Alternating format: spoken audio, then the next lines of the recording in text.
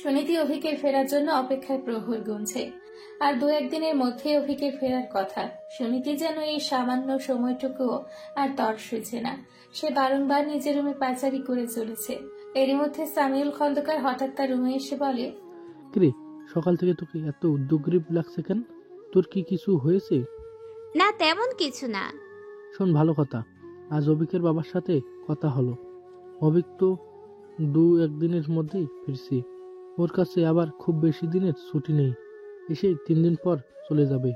সেজন্য উনি বলছেন এর মধ্যেই অনুষ্ঠান করে তোদের বিয়ের ব্যবস্থাটা করতে। এজন্য তো কিছু কেনাকাটা করতে হবে। আম্মু বলেছিল আজ বিকালে মার্কেট করতে বের হব। সুনীতি বলে, ঠিক আছে, ব্যাপার না, আমি তৈরি হয়ে থাকবো। সুনীতি বিকেল নাগাদ তৈরি হতে শুরু করলো শপিং করতে যাওয়ার জন্য। একটার পর একটা সালোয়ার কামিজ বের করছে, কিন্তু একটাও তার পছন্দ হচ্ছিল না। শেষে বিরক্ত হয়ে বিছানায় বসে পড়ল। এমন সময় নয়না খন্দকার তার রুমে এসে তাকে এভাবে বিছানায় বসে থাকতে দেখে বলল, কি হয়েছে মামুনি, তোমাকে এমন লাগছে কেন? সুনীতি খানিক অস্বস্তি প্রকাশ করে বলল, এখানে এত ড্রেস, কিন্তু একটাও আমার পছন্দ হচ্ছে না। বুঝতে পারছি না কোনটা পরে যাব। নয়না খন্দকার মাথা চাপড়ে বললেন, তুমি আর বড় হলে না মামুনি, এসো আমি তোমাকে একটা পছন্দ করে দিচ্ছি। বলেই নয়না খন্দকার একটা সাদার উপর লাল নকশা করা খুব সুন্দর একটা সালোয়ার কামিজ পছন্দ করে দিলেন এবং বললেন, এটা পরে দেখো মামুনি, তোমাকে অনেক সুন্দর লাগবে। এই জন্যই তোমায় এত ভালো লাগে মা। তুমি আমার পছন্দটা আমার থেকেও বেশি বোঝো। এবার তুমি নিজের পছন্দ নিজেই বুঝতে শেখো মামুনি। সবসময় তো আর এভাবে আমাকে পাশে পাবে না। নয়না খন্দকারের এই কথা শুনে সুনীতি তাকে শক্ত করে জড়িয়ে ধরে বলে, এমন কথা বলিও না মা। পাগল মেয়ে, তোমার এখন বিয়ে হয়ে গেছে। আজ হোক বা কাল তোমাকে তো আমাদের ছেড়ে যেতেই হবে। তখন নিজের খেয়াল নিজেকেই রাখতে হবে। তোমাকে ছাড়া আমি কোথাও যাব না মা। আমি যেখানেই যাব তোমাকে সাথে নিয়ে যাব।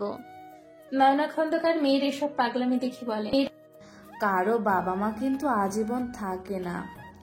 মা, আচ্ছা ঠিক আছে, এখন জলদি তৈরি হয়ে নাও, আমাদেরও তো যেতে হবে নাকি। শপিং মলে এসে নিজের পছন্দ মতো কেনাকাটা করতে লাগলো সুনীতি।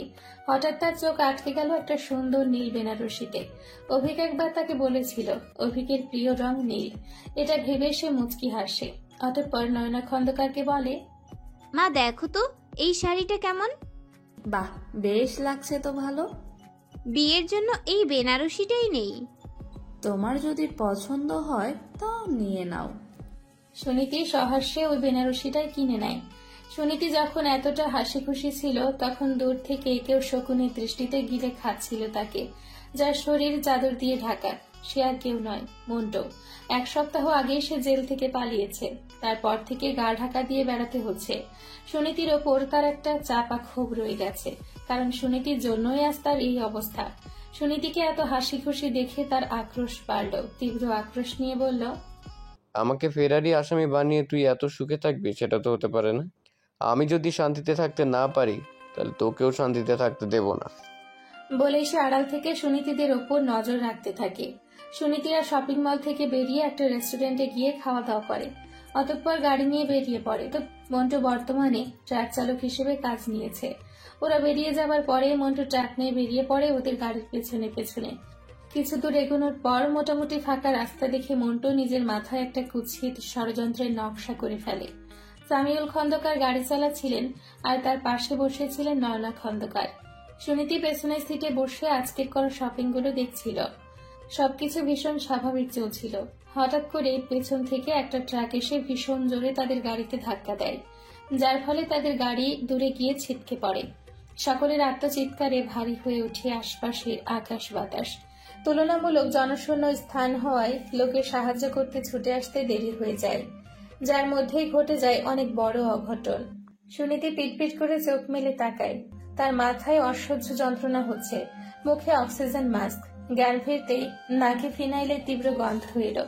বুঝতে বাকি রইল না সে হাসপাতালে রয়েছে। হঠাৎ করে সুনীতির চোখের সামনে সেই বাজে মুহূর্তের স্মৃতি ভেসে উঠল। সে চিৎকার করে উঠে বসতে চাইল, কিন্তু পারল না। কর্তব্যরত চিকিৎসক সুনীতির অবস্থা বুঝতে পেরে বলে, আপনি শুয়ে থাকুন, আপনার বিশ্রামের প্রয়োজন। সুনীতি কাঁপা কাঁপা হাতে মুখ থেকে অক্সিজেন সিলিন্ডারটা সরিয়ে বলে, আমার মা, আমার বাবা, ওনারা কোথায়? হঠাৎ করে ডাক্তারের মুখে আধার নেমে আসে। তবুও তিনি বলেন, ওনারা ঠিক আছেন, আপনি শুয়ে থাকুন, আর একটু সময় পর আপনি ওনাদের সাথে দেখা করতে পারবেন। সুনীতি লক্ষ্য করে তার মাথায় ব্যান্ডেজ করা হয়েছে। সে আর কিছু না ভেবে পুনরায় শুয়ে পড়ে, কিন্তু পরিপূর্ণ স্বস্তি পায় না। কিছু সময় পর আহসান চৌধুরী এবং রাহেলা খাতুন আসেন সুনীতির কেবিনে তার সাথে দেখা করতে। তাদেরকে দেখে সুনীতি উঠে বসে, মুখ থেকে অক্সিজেন মাস্ক সরিয়ে বলে, আঙ্কেল আন্টি, আপনারা এসেছেন? মা বাবা কোথায়? ওদের বেশি চোট লাগেনি তো? ওরা কি খুব আহত? আমাকে একটিবার ওদের সাথে দেখা করিয়ে দাও না। রাহেলা খাতুন আড়ালে নিজের চোখে জল মুছেন। কিছু কারণে সুনীতির উপর রেগে থাকলেও তিনি এতটাও অমানুষ নন যে এরকম পরিস্থিতিতে স্বাভাবিক থাকতে পারবেন। আহসান চৌধুরী আলতো করে সুনীতির মাথায় হাত বুলিয়ে বলেন, তুমি এখন অসুস্থ, আগে একটু সুস্থ হও, তারপর তোমার মা বাবার সাথে দেখা করিও। সুনীতি মানতে চায় না। সে বলে, আমি একদম ঠিক আছি আঙ্কেল, আপনি প্লিজ আমার মা বাবার সাথে দেখা করিয়ে দেন, না হলে আমি একটুও শান্তি পাবো না। আহসান চৌধুরীকে এবার দমে যেতে হলো। এক পলক রাহিলা খাতুনের দিকে তাকিয়ে বললেন, তুমি ওকে নিয়ে এসো। রাহিলা খাতুন সুনীতির কাছে এসে তার মাথায় হাত বুলিয়ে দিলেন। সুনীতির হাত থেকে ক্যানুলা খুলে সাবধানে রাখলেন। অতঃপর বললেন, তুমি নিজেকে যথেষ্ট শক্ত রাখার চেষ্টা করো। এটা মনে রেখো, ভাগ্যে যা আছে তা কোনোভাবেই আটকানো যায় না। রাহিলা খাতুনের কথা শুনে সুনীতির বুক ধক করে ওঠে। মনে এলো হাজারো বাজে চিন্তা। সুনীতি আনমনেই বলে উঠল, তাহলে কি মা বাবার বড় কোনো ক্ষতি হয়ে গেল? সুনীতি কয়েক কদম হেঁটে উত্তেজিত হলো। বলতে লাগলো, মা বাবাকে কোন রুমে রাখা হয়েছে? আমাকে তাড়াতাড়ি নিয়ে চলুন না। আহসান চৌধুরী একটা রুমের সামনে এসে থামলেন। রুমের বাইরের লেখাটা সুনীতির চোখে পড়ল। সে আর নিজেকে আটকে রাখতে পারল না। নিজের শরীরের যতটুকু শক্তি অবশিষ্ট ছিল তা দিয়েই দৌড়ালো। হোঁচট খেতে গিয়ে উঠে দাঁড়ালো। মনে পড়ল মায়ের বলা, নিজের খেয়াল নিজেকেই রাখতে হবে কথাটা। সুনীতি সেই কক্ষে দরজাটা খুলে ভেতরে ঢুকতেই হতবাক হয়ে তাকিয়ে রইল। তার সামনে সাদা কাপড়ে মোড়ানো দুটো নিথর দেহ, যে দেহ দুটির মালিক ছিল সামিউল খন্দকার এবং নয়না খন্দকার। সুনীতি এই দৃশ্য সহ্য করতে পারল না। সাথে সাথেই জ্ঞান হারিয়ে লুটিয়ে পড়ল মাটিতে। সুনীতির জ্ঞান ফেরার পর থেকে সে একদম চুপচাপ হয়ে বসে আছে। না কোনো কথা বলছে, না কারো ডাকে সাড়া দিচ্ছে।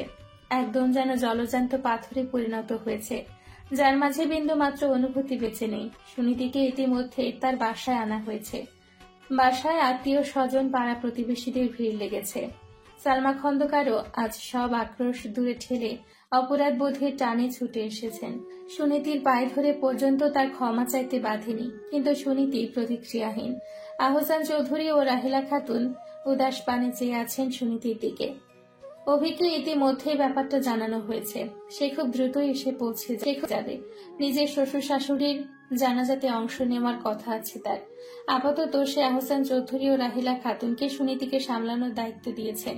যে শোকে মাতম করতে ব্যস্ত তাকে হয়তো সামলানো যায়, কিন্তু যে শোকে একদম পাথর হয়ে যায় তাকে সামলানো কি আদৌ সম্ভব? সুনীতির এই নীরবতার মাঝেই অহনা এসে পড়ে সেখানে। এসে সুনীতিকে জড়িয়ে ধরে হাউমাউ করে কাঁদতে থাকেন। সুনীতির মা বাবা কখনো অহনাকে পর করেনি, সবসময় নিজের মেয়ের মতোই দেখেছেন। তাই তো তাদের মৃত্যু অহনাকে আজ এত ব্যথিত করেছে।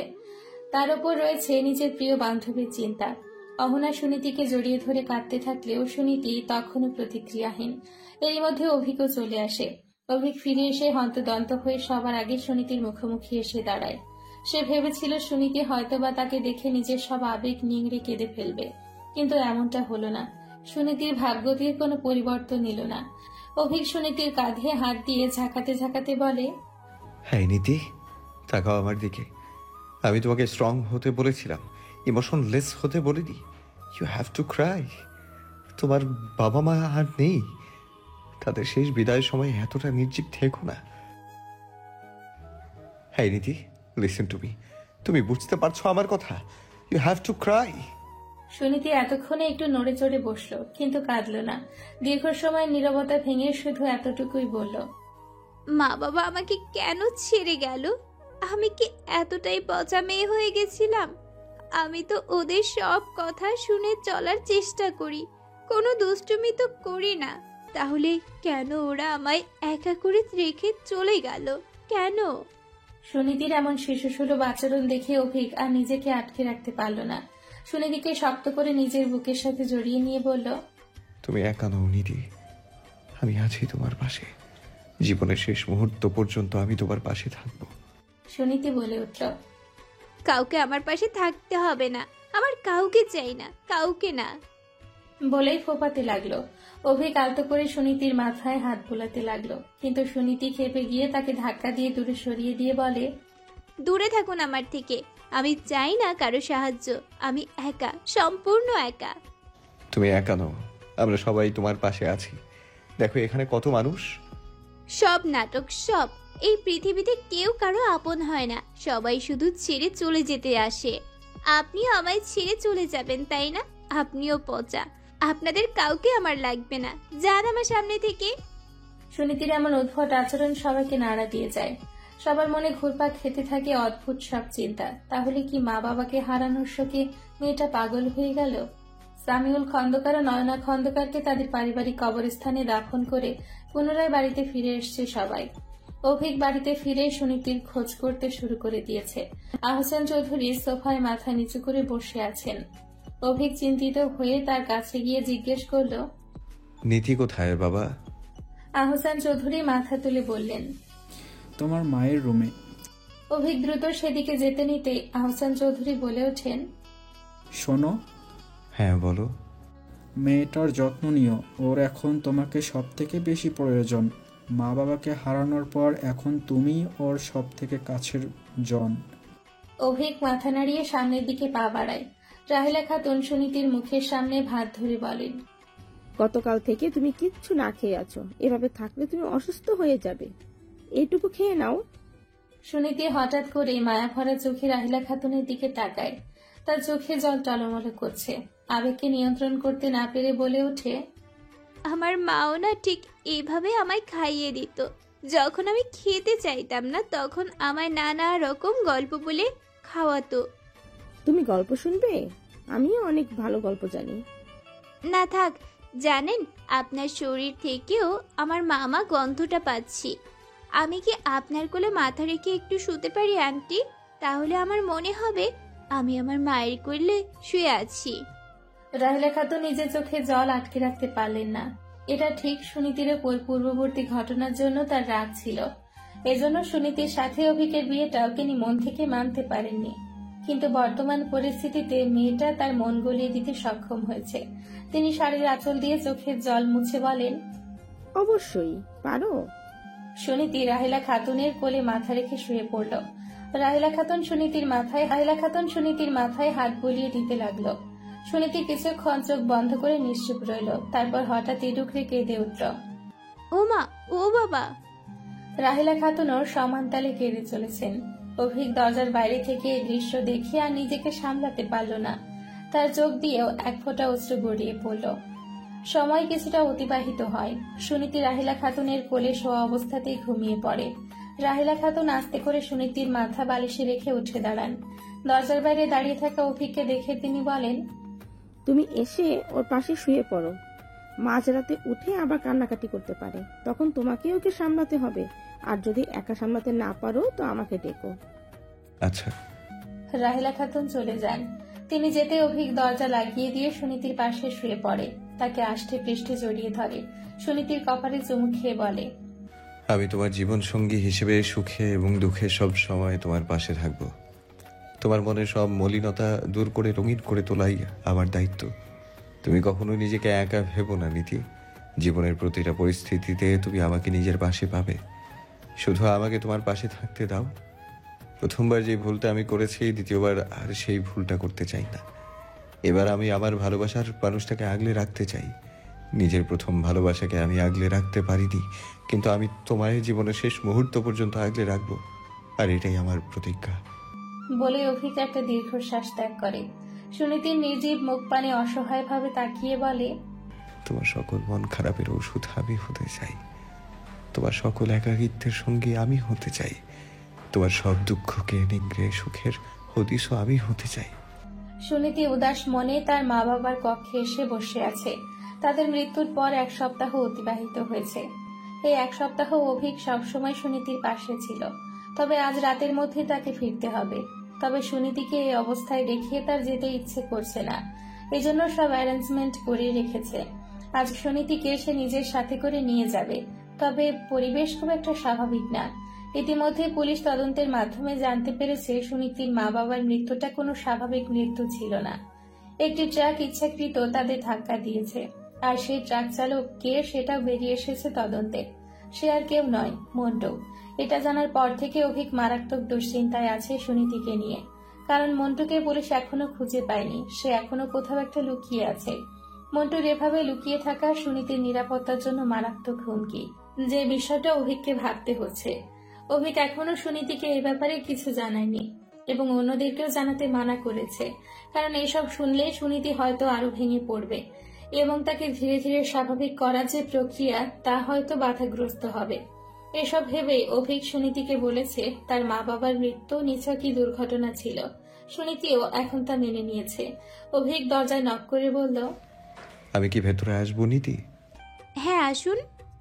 অভিক রুমে প্রবেশ করে। সুনীতির পাশে বসে তার কাঁধে হাত রেখে বলে, তুমি নিজের সব প্রয়োজনীয় জিনিসপত্র গুছিয়ে নাও, আজ আমাদের সিলেটে যেতে হবে। সুনীতি নিজের মা বাবার ছবির দিকে করুণ চোখে তাকিয়ে বলে, এই ছবিটা কি আমি নিজের সাথে নিতে পারি? হ্যাঁ, অবশ্যই। সুনীতি দেয়াল থেকে ছবিটা তুলে নেয়, পরম আবেশে ছবিটা জড়িয়ে ধরে।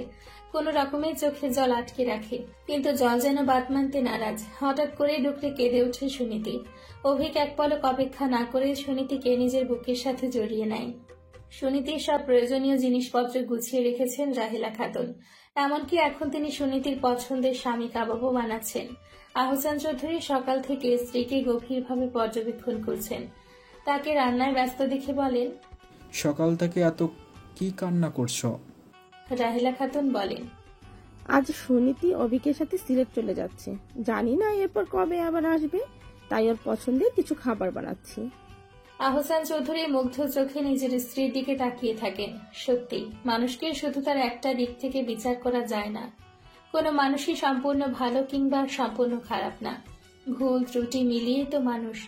এই যেমন রাহিলা খাতুন, প্রথম তিনি সুনীতিকে মন থেকে নিতে পারেননি, কিন্তু এখন সেই সুনীতির জন্যই কত চিন্তা করছেন। এরই মধ্যে অভিক সুনীতিকে নিয়ে ডাইনিং টেবিলে এলো খাবার খাওয়ার জন্য। তাদেরকে আসতে দেখে রাহিলা খাতুন ব্যতিব্যস্ত হয়ে পড়লেন। দ্রুত সব খাবার সাজিয়ে তাদেরকে পরিবেশন করতে লাগলেন। সুনীতির পাতে স্বামী কাবাব তুলে দিয়ে বললেন, আমি তোমার জন্য তোমার প্রিয় স্বামী কাবাব বানিয়েছি, খেয়ে দেখো তো কেমন হয়েছে। স্বামী কাবাব দেখে সুনীতি আবেগ আপ্লুত হয়ে গেল, কারণ তার মাও তার জন্য এই স্বামী কাবাব বানাতো। এছাড়া বাড়ির স্বামী কাবাব খেতে ইচ্ছে না করলে কতবার তার বাবাও তো রেস্টুরেন্ট থেকে এনে দিত। পুরাতন কথা ভেবে তার চোখে জল এলো। আলগোছে জলটুকু মুছে সে খাওয়ায় মনোযোগী হলো। রাহিলা খাতুন আগ্রহ নিয়ে তাকিয়ে আছে সুনীতির দিকে। সুনীতিকে খেতে দেখে তিনি বলেন, কেমন হয়েছে খেতে? অনেক ভালো হয়েছে মা।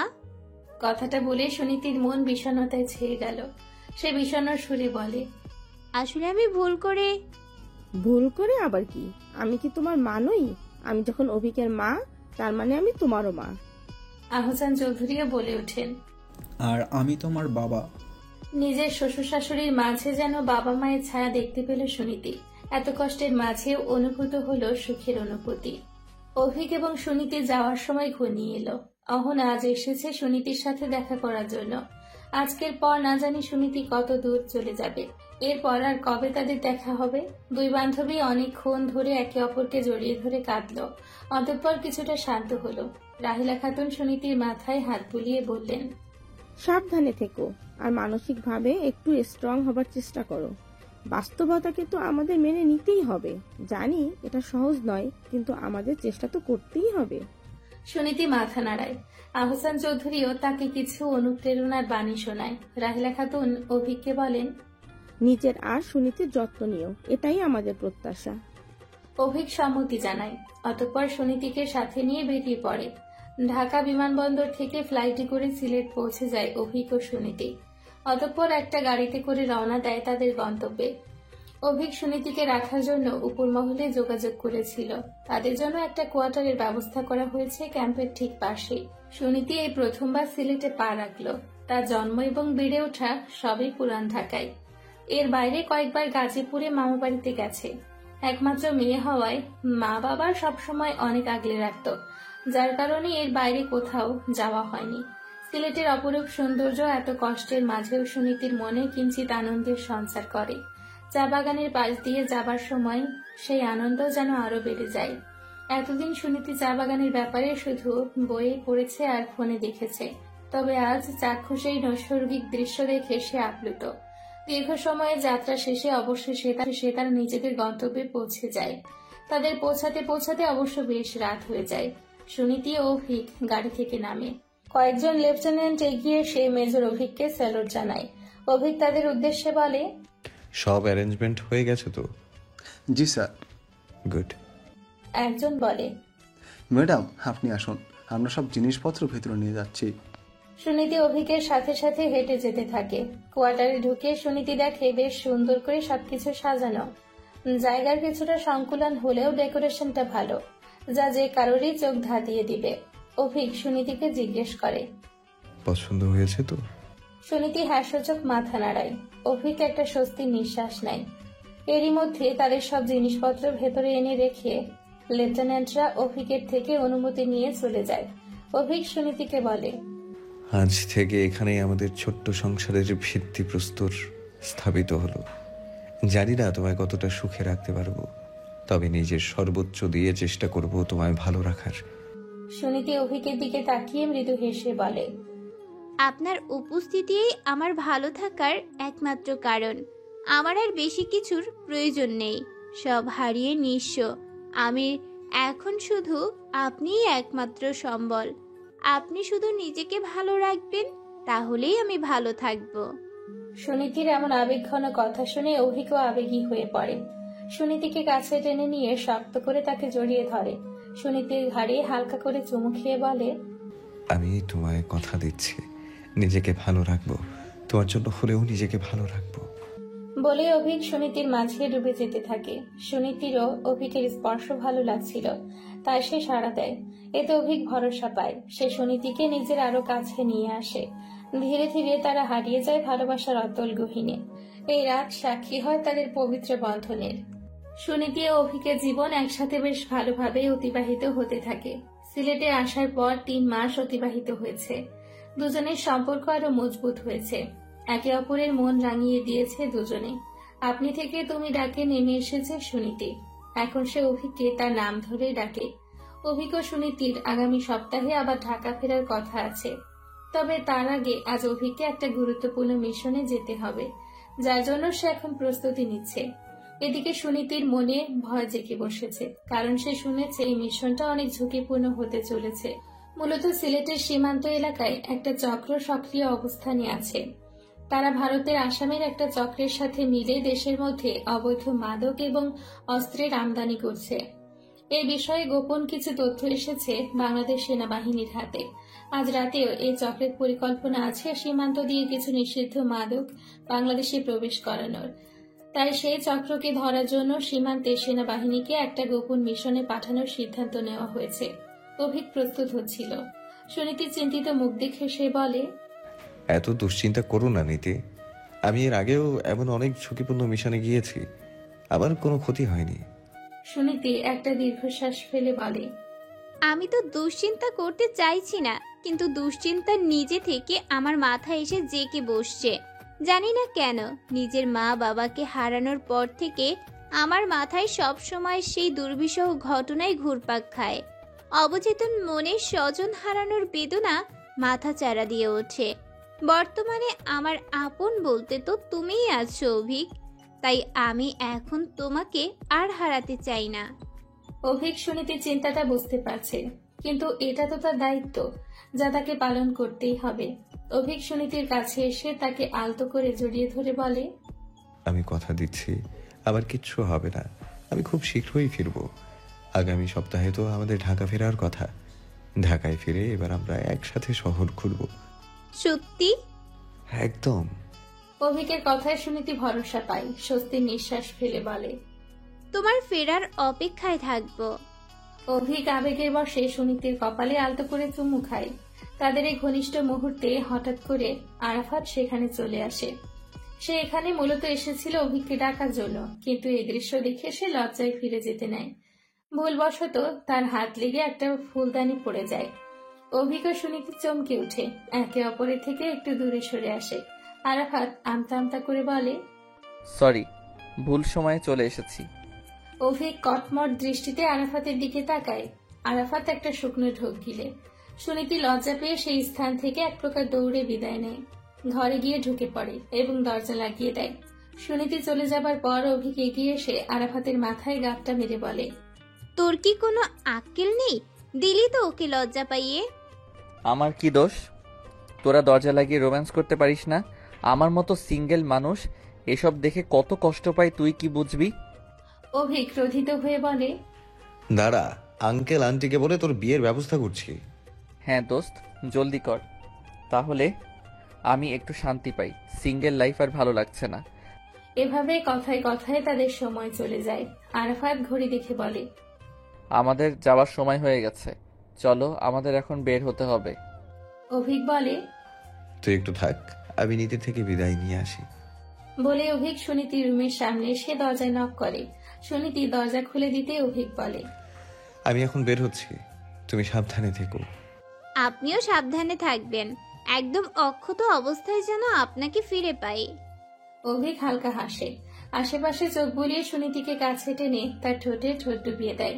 দীর্ঘক্ষণ চুম্বন করে সুনীতিকে ছেড়ে দিয়ে বলে, জো হুকুম মেরে আকা। অভিক আরাফাত সহ বাকি সবাই সেনাবাহিনীর একটা জিপে করে সীমান্ত এলাকার দিকে যাচ্ছিল। ওখানে গিয়ে কিভাবে কি করবে সে ব্যাপারে সবাই আলোচনা করছিল। এমন সময় অভিকের কাছে ব্রিগেডিয়ার আলমগীর ইসলামের কল আসে। অভিক যেহেতু এই মিশনের হেড, তাই তিনি তাকে কিভাবে মিশন পরিচালনা করতে হবে সেই বিষয়ে সব পরামর্শ দেন। অভিক সবটা মনোযোগ দিয়ে শোনে। এরপর নিজের টিমের সবাইকে উদ্দেশ্য করে বলে, সবাই নিজের দৃষ্টি সজাগ রাখবে, মনে রাখবে দুষ্কৃতকারীদের কোনোভাবেই ছাড় দেয়া যাবে না। আমাদের কাছে এখন এটা সুবর্ণ সুযোগ, আজ রাতে ওই পাচারকারী চক্রকে যে কোনো মূল্যে ধরতে হবে। সবাই সমস্বরে বলে, ইয়েস স্যার। সীমান্ত এলাকায় পৌঁছে সবাই যে যার নির্দিষ্ট স্থানে অবস্থান নেয়। আরাফাত ও অভিক একই সাথে পাশাপাশি অবস্থান করছে। এখনো তাদের হাতে কিছুটা সময় আছে, তাই দুই বন্ধু কিছু ব্যাপার নিয়ে আলোচনা করতে থাকে। কথায় কথায় আরাফাত বলে, তুই কি ভাবিকে এখনো তার মা বাবার মৃত্যুর আসল সত্যটা জানাসনি? অভিক একটা দীর্ঘশ্বাস ফেলে বলে, না রে, এখনো জমিয়ে উঠতে পারিনি। আমার কেন জানি নিজের কাছে কেমন কনফিউশন অনুভব হয়। সুনীতি এখন অনেকটাই স্বাভাবিক, দুঃখ কাটিয়ে উঠেছে অনেকটাই।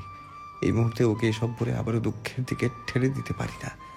কিন্তু এভাবে লুকিয়ে রাখাও তো ঠিক না। যদি ভাবি কোনোদিন আসল সত্যটা জানতে পারে তাহলে তিনি আরো বেশি কষ্ট পাবেন, এটা ভেবে যে তুই ওনার থেকে সত্যটা লুকিয়েছিস। এটাও ঠিক। আবার ওই মন্টুকেও এখনো খুঁজে পায়নি পুলিশ। জানি না ও কোথায় গা ঢাকা দিয়ে বসে আছে। এবার ঢাকায় গিয়ে আমি ওকে খুঁজে বের করার চেষ্টা করব। ইতোমধ্যেই নিজের চেনা জানা অনেককে লাগিয়ে রেখেছি। গোয়েন্দা বিভাগের লোকরাও মাঠে নেমেছে, কিন্তু জানি না এই শয়তান মন্টু কোন জাহান্নামে লুকিয়ে আছে যে ওকে খুঁজেই পাওয়া যাচ্ছে না। ওকে খুঁজে পেলে তুই কি করবি?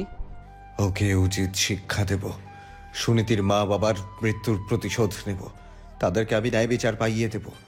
এতে করে তাদের আত্মা শান্তি পাবে আর সুনীতির কষ্টটাও অনেক লাঘব হবে। এজন্য আপাতত আমি সুনীতির থেকে সত্যটা লুকিয়ে রাখছি। যেদিন মন্টুকে খুঁজে পাবো ওকে উচিত শাস্তি দেব, সেদিন ওকে সব সত্য জানাবো। এভাবে তাদের কথাবার্তার সমাপ্তি ঘটে। হঠাৎ করে গোলাগুলির শব্দ শুনতে পাওয়া যায়। সবাই সচেতন হয়ে যায়। পাচারকারী চক্রের লোকেরাও সচেতন হয়ে উঠেছে। তারা সেনাবাহিনীর অবস্থান বুঝতে পেরে তাদের লক্ষ্য করে গুলি ছুড়ছে, কিন্তু সেনাবাহিনীও পিছু হচ্ছে না, যার ফলে পাল্টাপাল্টি বেশ ভালোই যুদ্ধ লেগে গেছে। অভিক ও আরাফাতও ঝাঁপিয়ে পড়ে যুদ্ধের ময়দানে। কিছুক্ষণ গোলাগুলি চলে, এরপর হঠাৎ করে বিপরীত দিক থেকে গোলাগুলি থেমে যায়। সেনাবাহিনীর সদস্যরা বুঝতে পারে পাচারকারীরা হয়তো পালিয়ে গেছে। তারা সামনে এগিয়ে যায়। হঠাৎ করে কয়েকজন সেনাবাহিনীর চিৎকার শুনতে পেয়ে সেদিকে এগিয়ে যায় আরাফাত ও অভিক। অভিক হন্তদন্ত হয়ে জিজ্ঞেস করে, কি হয়েছে? আমরা একটা মেয়েকে অজ্ঞান অবস্থায় পেয়েছি স্যার। কোন মেয়ে? অভিক এগিয়ে গিয়ে দেখে একটা মেয়ে অজ্ঞান হয়ে পড়ে আছে, তার মুখে ভিন্ন দিক ফেরানো। অভিক মাটিতে বসে পড়ে। মেয়েটির কোনো সাড়া না পেয়ে সে কিছুটা চিন্তিত হয়ে পড়ে। মেয়েটার মুখ নিজের দিকে ফেরাতে উদ্যত হয়। অতঃপর মেয়েটাকে নিজের দিকে ফেরাতে অভিক চমকে ওঠে। বিস্ফারিত নয়নে মেয়েটির মুখের দিকে তাকিয়ে বলে ওঠে, আনিসা। অভিক ও আরাফাত সেনা ক্যাম্পের একটি কক্ষের বাইরে বসে আছে। ভেতরে চিকিৎসকেরা সেই আগন্তুক মেয়েটির চিকিৎসায় ব্যস্ত। অভিক যেন একটু বেশি চিন্তিত হয়ে উঠেছে মেয়েটিকে নিয়ে। আরাফাত অভিকের উদ্বিগ্নতা লক্ষ্য করছে। সে জানে অভিক কেন এত উদ্বিগ্ন। নিজের প্রথম ভালোবাসার প্রতি সবারই যে একটু বিশেষ অনুভূতি থাকে। আরাফাত অভিকের কাঁধে হাত রাখে। অভিক আরাফাতের দিকে করুণ চোখে তাকায়। আরাফাত বলে, চিন্তা করিস না, ও ঠিক হয়ে যাবে। অভিক উদ্বিগ্ন স্বরে বলে, আমি ভাবতেও পারিনি আরাফাত, এতগুলো বছর পর এভাবে ওর সাথে দেখা হয়ে যাবে। আরাফাত একটা দীর্ঘশ্বাস ফেলে বলে, হয়তো এটাই নিয়তি ছিল, তাই আজ আবারও তোকে তোর অতীতের সম্মুখীন হতে হলো। এরই মধ্যে ডাক্তার রুম থেকে বেরিয়ে আসে। অভিক তার মুখোমুখি হয়ে বলে, উনি এখন কেমন আছেন? চিন্তার কোনো কারণ নেই মেজর, উনি ঠিক আছেন, ওনার জ্ঞান ফিরেছে। ওনার জ্ঞান ফেরার পর কি উনি কিছু বলেছেন? উনি এখান থেকে চলে যেতে চাচ্ছেন। বেশ উদ্ভট আচরণ করছিলেন, আমি অনেক কষ্টে ওনাকে স্বাভাবিক করেছি। আমি কি এখন ওনার সাথে দেখা করতে পারি ডাক্তার? হ্যাঁ পারেন, তবে একটু খেয়াল রাখবেন যেন উনি বেশি উত্তেজিত না হয়ে ওঠেন। ডাক্তারের কথা শুনে অভিক রুমের ভেতরে প্রবেশ করে। আগন্তুক রমণী তখনও চোখ বন্ধ করে শুয়েছিল। তার মুখে ফুটে উঠেছে আতঙ্কের ছাপ। অভিক রমণীর মুখ পানে তাকিয়ে করুণ স্বরে বলে ওঠে, আনিসা। রমণী পিটপিট করে চোখ মেলে তাকায়। দীর্ঘদিন পর সে চেনা কণ্ঠ। ধীর পায়ে উঠে দাঁড়ায়, গুটি গুটি পায়ে এগিয়ে আসে। অভিকের একদম মুখোমুখি দাঁড়িয়ে আবেগাপ্লুত স্বরে বলে, অভি তুই? অভিক যেন খানিকটা দুর্বল হয়ে পড়ে, ভুলে যায় বর্তমান প্রেক্ষাপট। আনিসাকে আলিঙ্গন করে ফেলে আবেগের বশে। অতঃপর নিজের ভুল বুঝতে পেরে দ্রুত দূরে সরে আসে। আনিসা অভিকের এমন কাণ্ডে অবাক হয়, হালকা হেসে বলে, এতগুলো বছর পর আমায় দেখে নিশ্চয়ই খুব অবাক হচ্ছিস, তাই না? অভিক বলে ওঠে, এতদিন কোথায় ছিলিস তুই? আমি বোধহয় প্রশ্নটা আগে করেছি। তুই জানিস না আনিসা, এতগুলো বছর আমি কোথায় কোথায় তোকে খুঁজেছি, কিন্তু সেই রাতের পর সেই যে তুই হারিয়ে গেলি, এরপর আর তোর খোঁজ কেউ দিতে পারেনি। আনিসা চোখ মুখের ভাবভঙ্গি হঠাৎ করেই পাল্টে যায়। সে খানিক মশকরা স্বরে বলে, যে হারিয়ে যায় তাকে খুঁজে পাওয়া যায়, কিন্তু যে স্বেচ্ছায় আড়ালে লুকিয়ে থাকে তাকে তো খুঁজে পাওয়া সম্ভব না, যদি না সে নিজে থেকে ধরা দেয়। তোর হেয়ালি করার স্বভাব গেল না। আনিসা হঠাৎ করে বলে ওঠে, আমার একটা সাহায্য করতে পারবি অভি? কি সাহায্য? এখন আমায় কোনো প্রশ্ন করিস না প্লিজ। সঠিক সময় হলে আমি নিজেই তোকে সবটা জানাবো। আপাতত শুধু আমায় কটা দিন একটা নিরাপদ আশ্রয় দে। নিরাপদ আশ্রয়? হ্যাঁ, কেন পারবি না? তুই তো সেনাবাহিনীতে আছিস এখন, তোর জন্য এটা করা নিশ্চয়ই কোনো কঠিন কাজ নয়। আরাফাত অবাক চোখে আনিসার দিকে কিছুক্ষণ তাকিয়ে থাকে, অতঃপর বলে, তুই যখন ভরসা করে আমার কাছে নিরাপদ আশ্রয় চেয়েছিস তখন আমি নিশ্চয়ই তোকে আশ্রয় দেব। তবে মনে রাখিস, আপাতত আমি তোকে কোনো প্রশ্ন না করলেও তোকে যখন আমি প্রশ্ন করব তখন তোকে আমার প্রশ্নের উত্তর দিতেই হবে। তোর থেকে অনেক কিছু জানার আছে আমার। আনিসা হালকা হেসে বলে, আচ্ছা বেশ, সঠিক সময় আসলে আমি অবশ্যই তোকে সবটা বলবো, কিন্তু তার জন্য আমার সময় দিতে হবে। আনিসার সাথে কথা বলে রুমের বাইরে আসে অভিক। আরাফাত অভিকের জন্যই অপেক্ষা করছিল। অভিক বাইরে আসতে সে অভিকে জিজ্ঞেস করে, কি বলল ও? কোথায় ছিল এতদিন?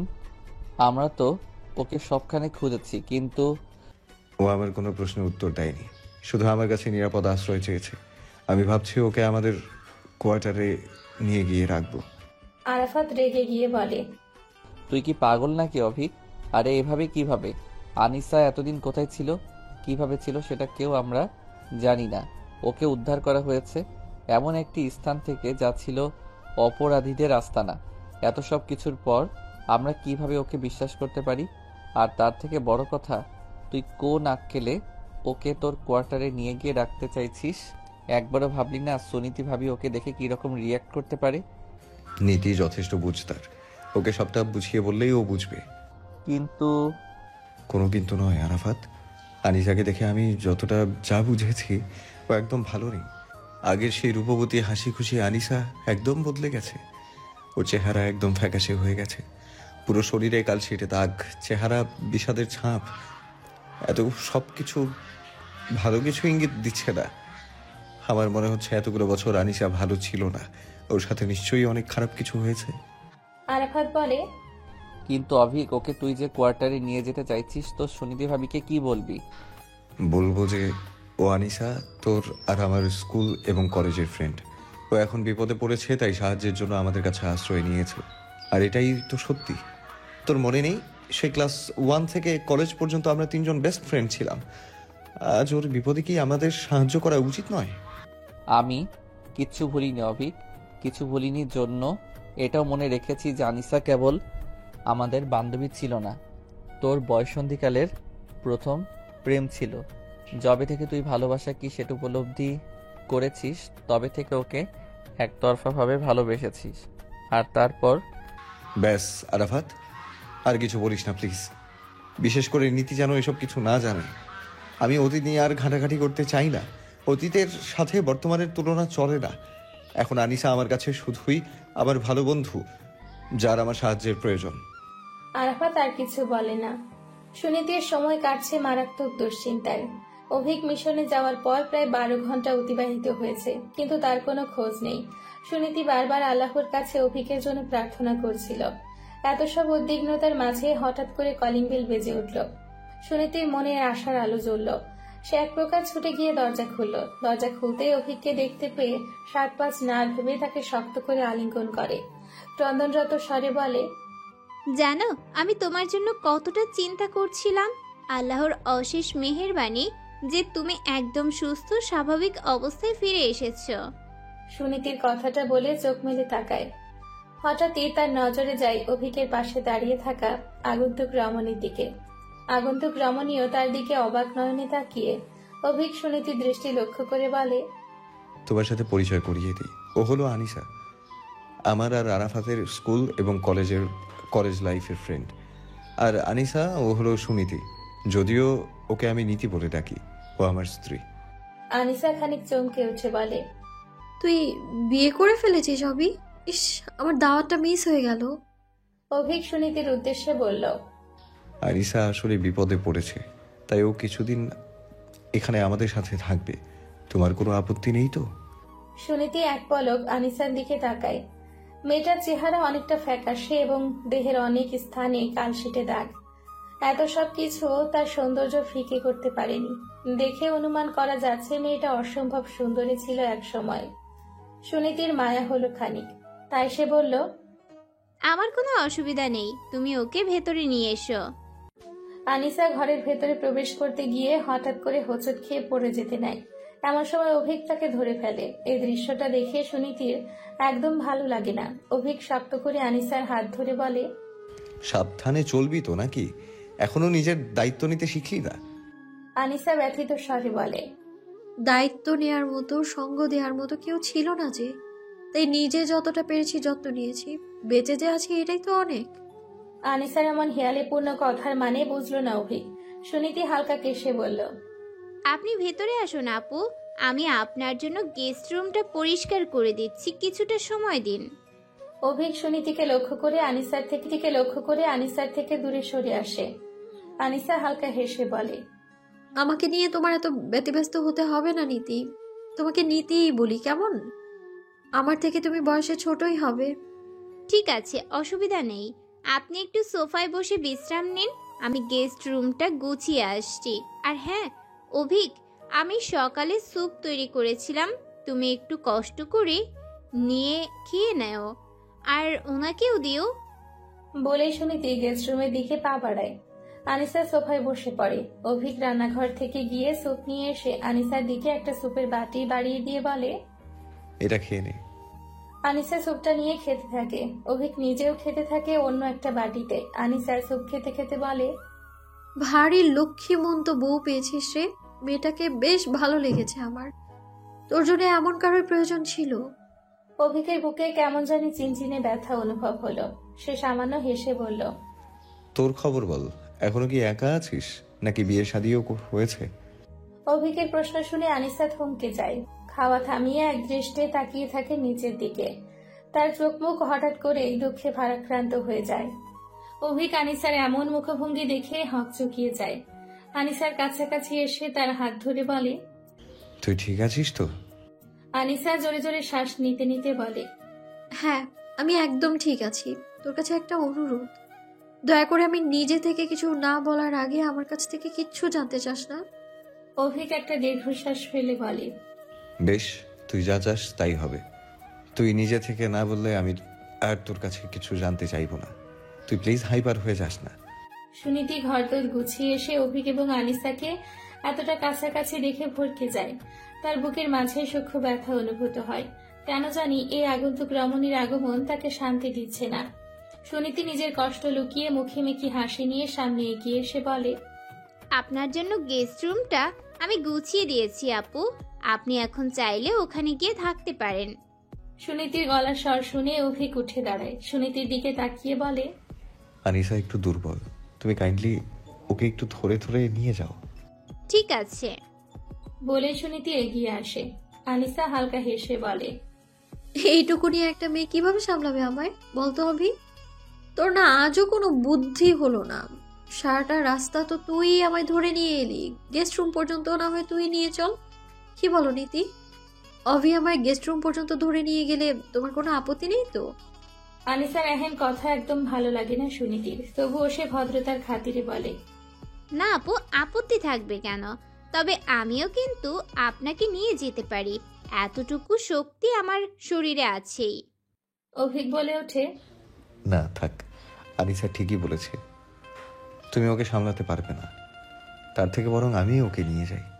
বলে সে আনিসাকে ধরে সোফা থেকে টেনে তোলে এবং আস্তে আস্তে তাকে ধরে গেস্ট রুমের দিকে নিয়ে যেতে থাকে। সুনীতি ধৈর্যের সীমা পেরিয়ে যেতে থাকে। সে হনহন করে নিজের রুমের দিকে এগোয়। আনিসাকে ধরে ধরে গেস্ট রুমে নিয়ে এসে তাকে আলতো করে শুয়ে দেয় অভিক। অতঃপর বলে, তুই এখন এখানে শান্তিতে বিশ্রাম নে, একদম ভয় পাবি না, এখানে তুই একদম নিরাপদ। বলে অভিক চলে যেতে নেয়। এমন সময় আনিসা অভিকের হাতটা টেনে ধরে বলে, প্লিজ আমার পাশে একটু বসে থাক না অভি, তুই চলে গেলে আমার ভীষণ একাকিত্ব বোধ হবে। অভিক আলতো করে নিজের হাত সরিয়ে নিয়ে বলে, তোর বিশ্রামের প্রয়োজন আনিসা, তাই একটু ঘুমানোর চেষ্টা কর। আনিসা কাতর স্বরে বলে, আমার চোখে ঘুম আসবে না রে অভি, জানিস কতগুলো দিন আমি ঠিকমতো ঘুমাইনি। এখন পরিস্থিতি এমন যে আমি ঘুমোতেই ভুলে গিয়েছি। তোর শরীর খুব একটা ভালো না, ঘুমানোর চেষ্টা কর। আচ্ছা চেষ্টা করছি, কিন্তু তুই আমার ছেড়ে কোথাও যাস না প্লিজ। অন্তত আমি না ঘুমানো পর্যন্ত আমার পাশে বসে থাক। অভিক আনিসার এই অনুরোধটা আর ফেলতে পারে না। একটা দীর্ঘশ্বাস ফেলে বলে, ঠিক আছে। অতঃপর কিছু সময় অতিবাহিত হয়। আনিসা ছটফট করতে করতে একসময় ঘুমিয়ে পড়ে। অভিক উঠে বসে। আনিসার গায়ে চাদর জড়িয়ে দিয়ে রুমের বাইরে এসে দরজাটা বাইরে থেকে লক করে নিজের রুমের দিকে অগ্রসর হয়। নিজের রুমে প্রবেশ করে অভিক দেখতে পায় সুনীতি ওপাশ ফিরে শুয়ে আছে। সুনীতির দিকে তাকিয়ে হালকা হাসে অভিক। অতঃপর ওয়াশরুমে গিয়ে ফ্রেশ হয়ে নিয়ে কাপড় চোপড় বদলে সুনীতির পাশে শুয়ে পড়ে। সুনীতি তখনও অন্যদিকে ফিরেছিল। অভিক সুনীতির পাশে শুয়ে শক্ত করে তাকে জড়িয়ে ধরে সুনীতিকে নিজের কাছে টেনে নেয়। তার মুখটা নিজের দিকে ফিরিয়ে দেখে সুনীতি তখনও চোখ বন্ধ করেছিল। অভিক সুনীতির কপালে আলতো করে চুমু খেয়ে বলে, আমার উপর রাগ করে আছো নীতি? সুনীতি কোনো জবাব দেয় না। অভিক সুনীতির এমন মনটা দেখে বলে, আনিসা আমার স্কুল এবং কলেজ লাইফের অনেক ভালো বন্ধু ছিল। ওর এই অসহায় অবস্থা দেখেই আমি ওকে এখানে নিয়ে এসেছি। আমি ভেবেছি তুমি ব্যাপারটা বুঝবে। আচ্ছা, ওর উপস্থিতি কি তোমায় কষ্ট দিচ্ছে নীতি? যদি এমন হয় তো বলো, আমি ওকে এখান থেকে অন্য কোথাও নিয়ে রাখার ব্যবস্থা করব। সুনীতি এবার চোখ মেলে তাকিয়ে বলে, আমি তো একবারও তোমাকে বলিনি যে ওনার উপস্থিতিতে আমার সমস্যা হচ্ছে। তুমি নিজে নিজেই সবটা ভেবে নিচ্ছ। তাহলে তুমি আমার উপর অভিমান করে আছো কেন? কেন? আমার কি অধিকার নেই তোমার উপর অভিমান করার? এই যে তুমি হুটহাট করে মিশনে চলে যাও, জানো আমার কতটা চিন্তা হয় তোমার জন্য? এটাই তো আমার কাজ নীতি। জানি তো, এই জন্যই তো রাগ করে থাকতে পারি না। আমি বুঝতে পারি তোমার ব্যাপারটা, কিন্তু তুমি আমাকে বোঝার চেষ্টা করো না। হঠাৎ এমনটা কেন মনে হলো? দেখো, আনিশা আপুর এখানে থাকা নিয়ে আমার কোনো সমস্যা নেই, কিন্তু তোমার কি আমাকে এতটা দুর্বল মনে হয় যে আমি ওনাকে ওনার রুমে পৌঁছে দিতে পারতাম না? উফ, তুমি আবার এই ব্যাপারটা নিয়ে পড়লে কেন? কেন পড়লাম সেটা তুমি বুঝবে না অভিক। আমার জায়গায় থাকলে বুঝতে। আসলে তোমরা সব ছেলেরাই এমন। আমার এ নিয়ে আর কিছু বলার নেই। অভিক সুনীতিকে নিজের কাছে টেনে নিয়ে তার ঘাড়ে চুমু দিয়ে বলে, এসব বাদ দাও, আজকের আবহাওয়াটা বেশ সুন্দর তো, চলো। অভিকের এমন কথায় সুনীতি লজ্জায় তার বুকে মুখ লুকায়। অভিক সুনীতির মুখ তুলে তার দিকে মোহিত দৃষ্টিতে তাকিয়ে বলে, আমার উপর ভরসা রাখতে পারো, তুমি ছাড়া আর কাউকে আমি এই নজরে দেখবো না।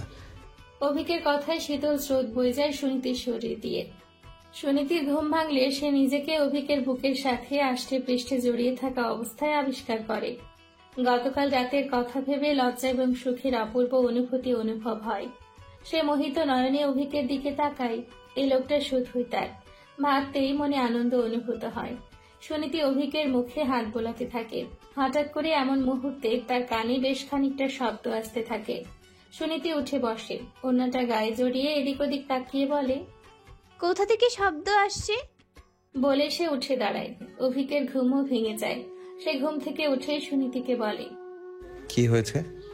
কোথা থেকে আসছে যেন একটা দরজা ধাক্কানোর শব্দ আসছে। সুনীতির কথা শুনে অভিকের হুঁশ ফিরে। তার মনে পড়ে যায় গতকাল রাতে সে আনিসার ঘরে দরজা বাইরে থেকে বন্ধ করে দিয়েছিল। সে দ্রুত উঠে বসে শার্টের বোতাম লাগাতে থাকে। অতঃপর ছুট লাগায় গেস্ট রুমের দিকে। সুনীতিও যায় তার পেছন পেছন। অভিক গেস্ট রুমের সামনে এসে বুঝতে পারে এই রুম থেকে দরজা ধাক্কানোর শব্দ আসছিল। সে আর দেরি না করে দ্রুত দরজার সিটকেনি খুলে দেয়। সাথে সাথে আনিসা তার বুকে ঝাঁপিয়ে পড়ে। আনিসার এই অবস্থা দেখে অভিক ভরকে যায়। তাকে একদম উৎশান্তের মতো লাগছিল। সুনীতি দূর থেকে এই দৃশ্য দেখে আবারও কষ্ট পায়। কাছে আসার সাহস না দেখিয়ে সে সেখানেই দাঁড়িয়ে থাকে। অভিক আনিসার উদ্দেশ্যে বলে, কি হয়েছে তোর আনিসা? এমন করছিস কেন? তুই শান্ত হ প্লিজ। আনিসা কাঁদতে কাঁদতে বলতে থাকে, ওরা ওরা আমায় মেরে ফেলবে অভি। তুই তুই দয়া করে ওদের হাত থেকে বাঁচা আমায়। কারা মারবে তোকে?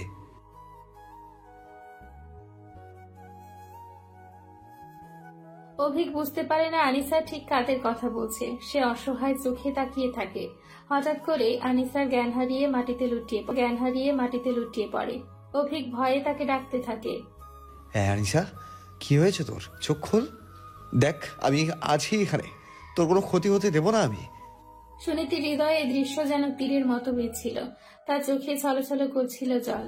সে আর এক মুহূর্ত সেখানে না দাঁড়িয়ে নিজের ঘরের দিকে রওনা দেয়। ঘরে ঢুকে দরজা বন্ধ করে কাঁদতে থাকে। নিজের মা বাবার ছবি হাতে নিয়ে বলে, তোমরা তো আমার কাছে নেই মা বাবা। এখন তো আমার শুধু ওই একজনই আছে। তাকেও কি ভাগ্য আমার কাছ থেকে কেড়ে নিতে চাইছে? এমন হলে যে আমি আর বাঁচবো না, একদম নিঃশেষ হয়ে যাব। এসব ভেবেই তার কান্নার গতি বাড়ে। ঘর পোড়া গরু হয়ে যেন সে সিঁদুরে মেঘ দেখছে। অভিকের সাথে তার সুখের সংসারে কি তবে কারো দৃষ্টি লাগলো? ও এখন কেমন আছে ডাক্তার? অভিকের এহেন প্রশ্নের উত্তরে ডাক্তার বলে, চিন্তার কিছু নেই, উনি ভালো আছেন। আমার যতদূর মনে হলো উনি কোনো মেন্টাল ডামার থেকে এমন করছেন। আপনার উচিত ওনাকে কোনো ভালো সাইকিয়াট্রিস্টের কাছে নিয়ে যাওয়া। বলে তিনি বের হয়ে যান। আরাফাত অভিকের কাঁধে হাত রাখে। অভিক অসহায় কণ্ঠে বলে, আমি বুঝতে পারছি না কি করা উচিত। আনিসার এই অবস্থা দেখে আমি শান্তি পাচ্ছি না। আরাফাত দীর্ঘশ্বাস ফেলে বলে, আমি খুব ভালো একজন সাইকিয়াট্রিস্টকে চিনি। ওনার চেম্বার যদিও বা ঢাকায়, তবে উনি সপ্তাহে একদিন সিলেটে আসেন। আমি ওনার সাথে অ্যাপয়েন্টমেন্টের ব্যবস্থা করার চেষ্টা করব। অনেক বড় চিন্তা থেকে রক্ষা করলি রে। আরাফাত এদিক ওদিক তাকিয়ে বলে, আচ্ছা সুনীতি ভাবি কোথায় রে? এখানে এসেছি থেকে তো ওনাকে দেখছি না। এতক্ষণে অভিকের হুঁশ ফেরে। সে এদিক ওদিক তাকিয়ে বলে, তাই তো, নীতি কোথায়? আরাফাত অভিককে বলে, তুই এখানে থাক, আমি দেখছি ভাবি কোথায়।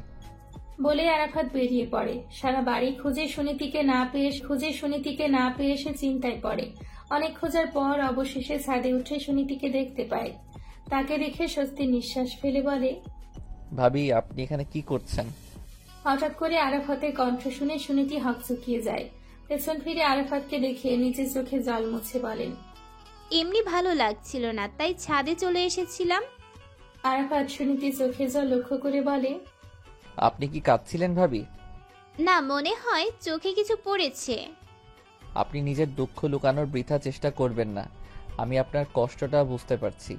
এজন্য আমি আরাফাতকে বলেছিলাম আনিসাকে এখানে না আনার জন্য। সুনীতি অনুনয় করে বলে, আপনি প্লিজ আপনার বন্ধুকে এ নিয়ে কিছু বলবেন না। এমনিই ও অনেক চিন্তার মধ্যে আছে। আমি চাই না এসব নিয়ে ভেবে ও আরো চিন্তা করুক। অবিক ঠিকই বলেছিল, আপনি সত্যি অনেক বুঝদার। সুনীতি হালকা হাসে। আরাফাত বলে, আপনার দুশ্চিন্তা করবেন না। অভিককে আমি যতটা চিনি, এটা হলফ করে বলতে পারি যে অন্তত ও আপনাকে ঠকাবে না। সুনীতির হঠাৎ কি মনে হলো সে জানে না। সে আরাফাতকে বলে উঠল, আচ্ছা ভাইয়া, আপনি আমাকে নিজের বোন মনে করে আমার একটা প্রশ্নের উত্তর দেবেন প্লিজ। হ্যাঁ ভাবি, বলুন। অভিকের সাথে কি আনিশা আপুর শুধুই বন্ধুত্বের সম্পর্ক ছিল, নাকি আরো কিছু? দয়া করে সত্যটাই বলবেন, আমার থেকে কিছু লুকানোর প্রয়োজন নেই। আরাফাত একটা দীর্ঘশ্বাস ফেলে বলে, আসলে সত্যিটা হচ্ছে আমি অভিক ও আনিসা আমরা তিনজন স্কুল জীবন থেকে একে অপরকে চিনি।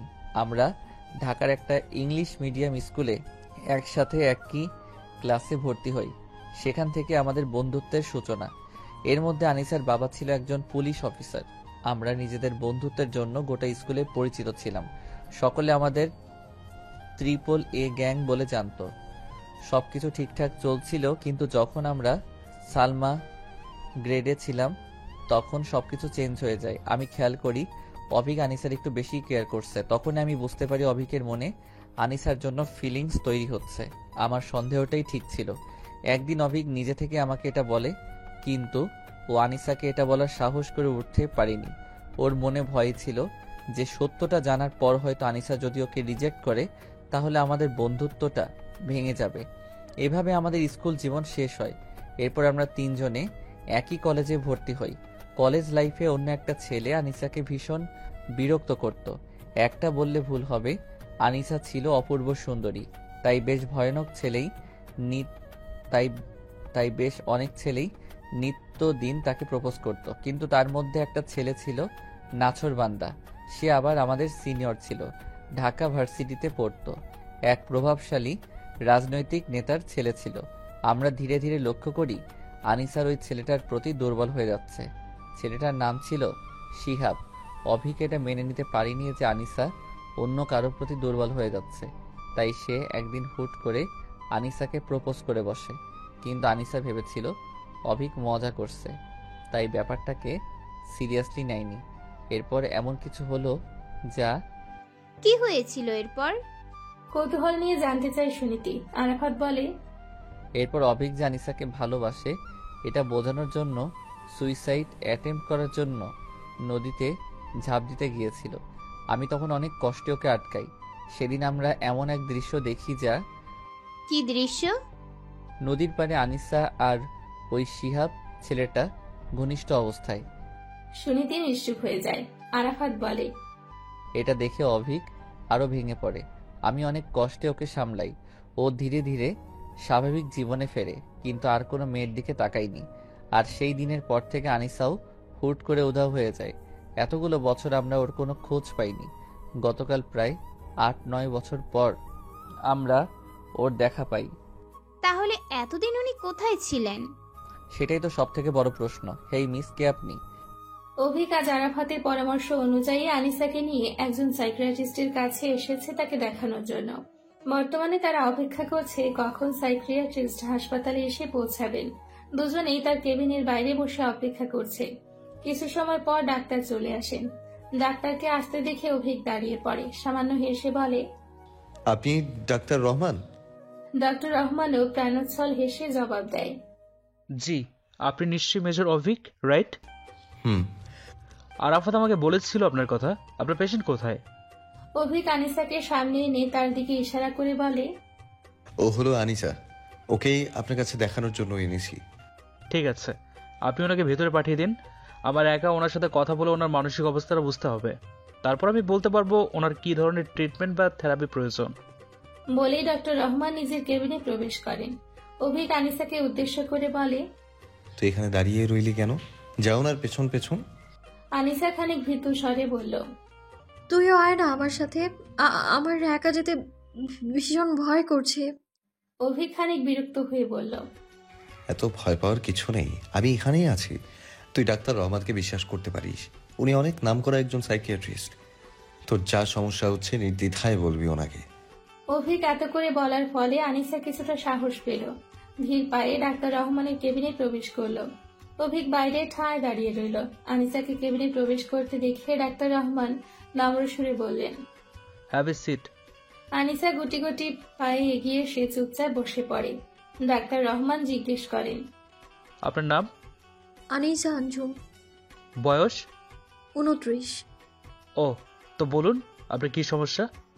আনিসা চোখ বন্ধ করে একটা দীর্ঘশ্বাস নিয়ে বলে, আপনি জীবনে কখনো কোনো ভুল করেছেন ডক্টর সাহেব, যার জন্য আপনাকে এখনো অবধি পস্তাতে হচ্ছে?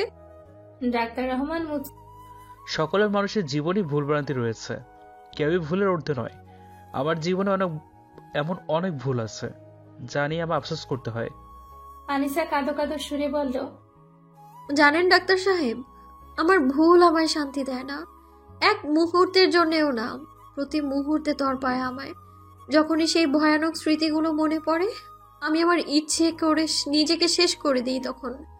ডাক্তার রহমান শান্ত বিনম্র স্বরে বলে, কাম ডাউন, এত হাইপার হবেন না, ঠান্ডা মাথায় কথা বলুন।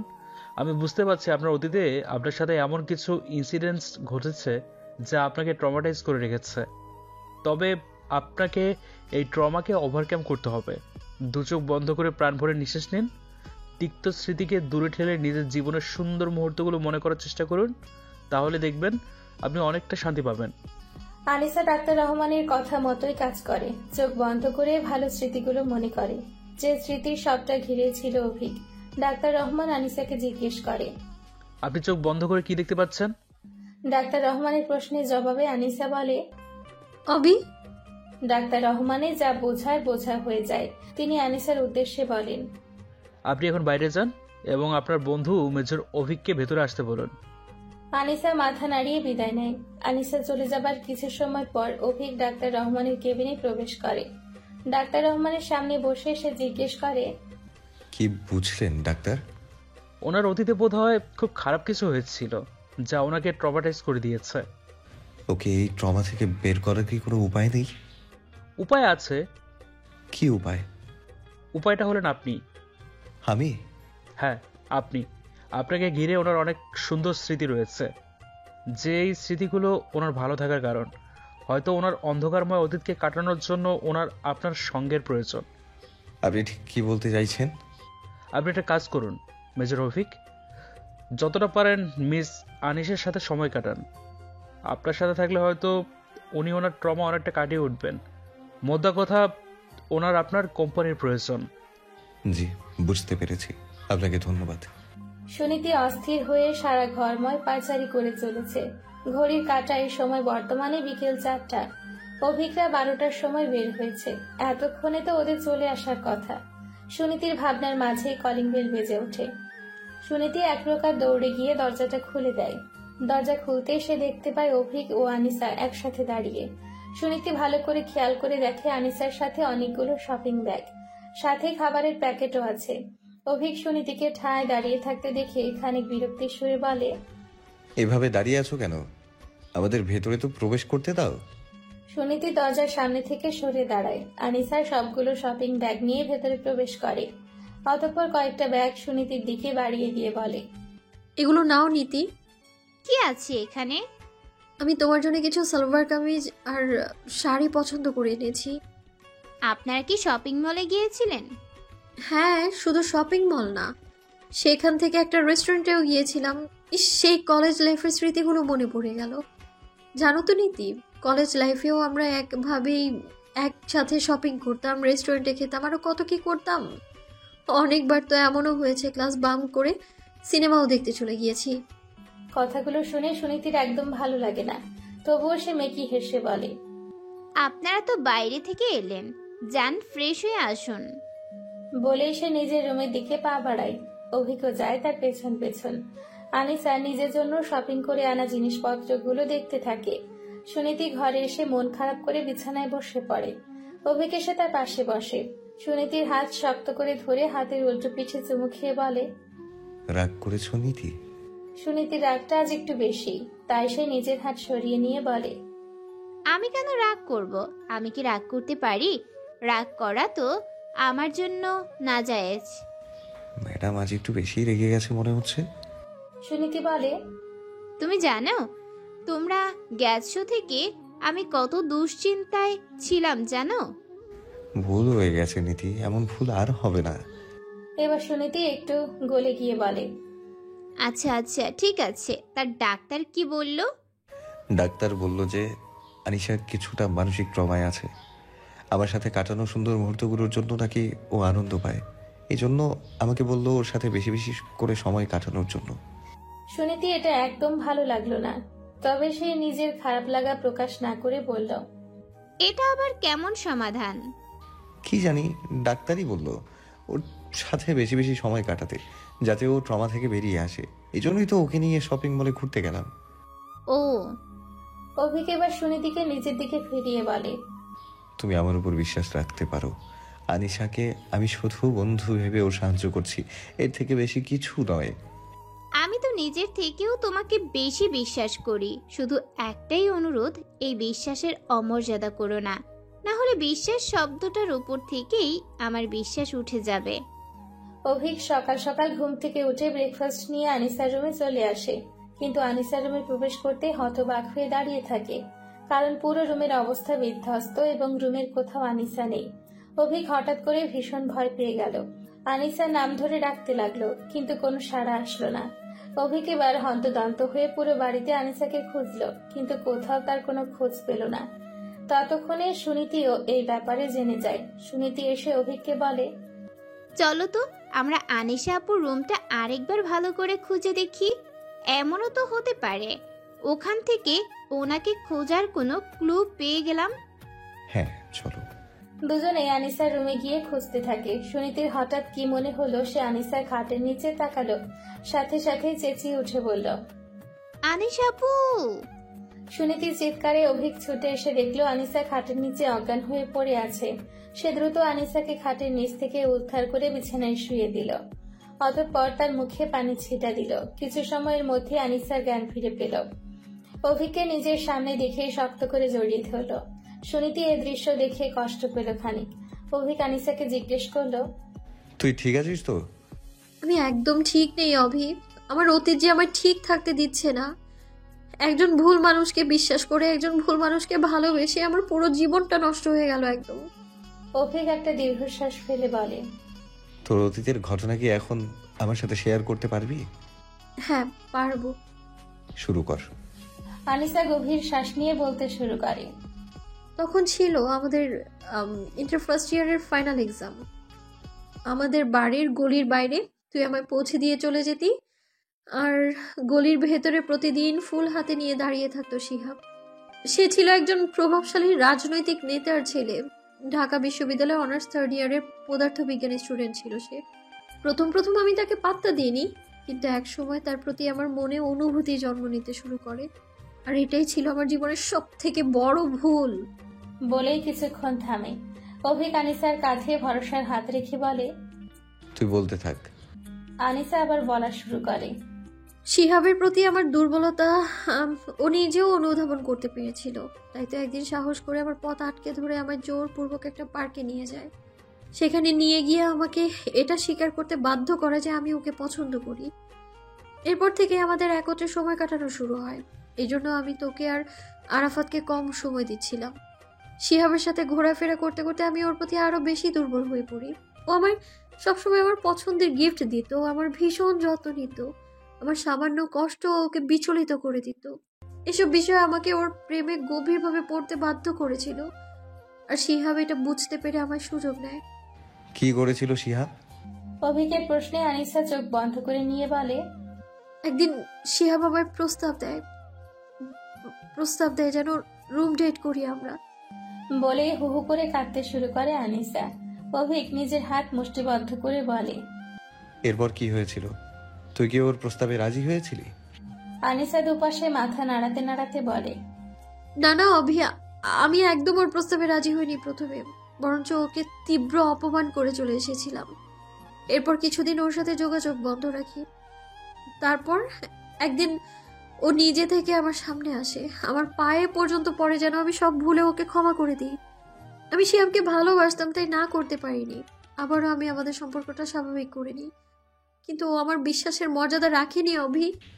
কি করেছিল ও? সেদিন ছিল 31 ডিসেম্বর।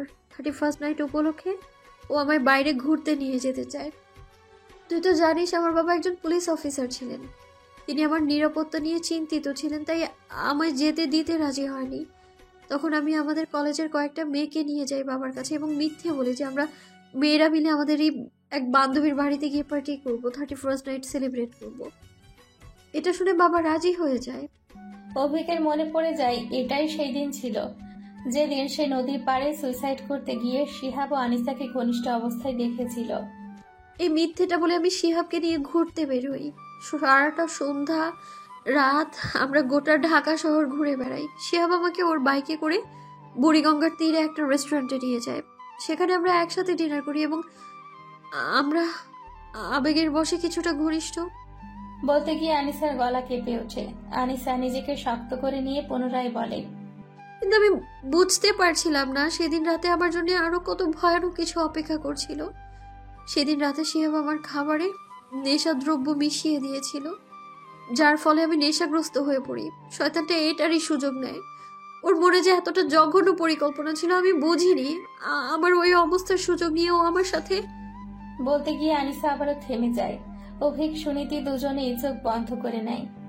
কিন্তু ও শুধু একাই এসব করে ক্ষান্ত হয়নি। সেদিন ওর আরো 4-5 জন বন্ধু পালাক্রমে আমায় I was gang raped। এটুকু বলে গলা ছেড়ে দেয় আনিসা। সুনীতি এগিয়ে এসে তাকে জড়িয়ে ধরে। আনিসা আবারও বলা শুরু করে। ওদের ভয়াবহতা আরো বেশি ছিল। ওরা এরপর আমাকে ওই অবস্থায় সিলেটে নিয়ে আসে। এখানে নিয়ে এসে টানা 1 সপ্তাহ প্রতিদিন পালাক্রমে আমায় প্রতিটা রাত আমার কাছে নরক যন্ত্রণাময় মনে হতো। ওইসব পশুদের একটুও মায়া হয়নি আমার উপর। আমাকে অন্ধকার ঘরে বন্ধ করে রেখেছিল। সেই সময় আমি প্রতি মুহূর্তে আল্লাহর কাছে নিজের মৃত্যু কামনা করতাম, কিন্তু আমার মৃত্যু মেলেনি, বদলে মিলেছে অসম্মান আর কষ্ট। একটু থেমে সে আবারও বলে, আমার বাবা কোনো ক্রমে জেনে গিয়েছিল যে আমি সিলেটে আসছি, তাই সেও আমায় খুঁজতে সিলেটে আসে। আমার আপন বলতে আমার বাবাই তো ছিল শুধু। মাকে তো জন্মের পরই হারিয়েছিলাম।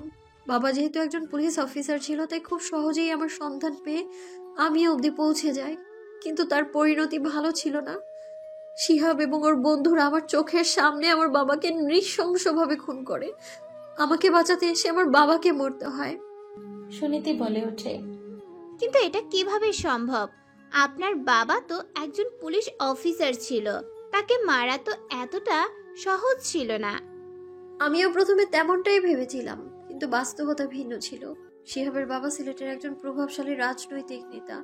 শুধু তাই নয়, তিনি সীমান্ত এলাকায় সন্ত্রাসের রাজত্ব কায়েম করেছেন।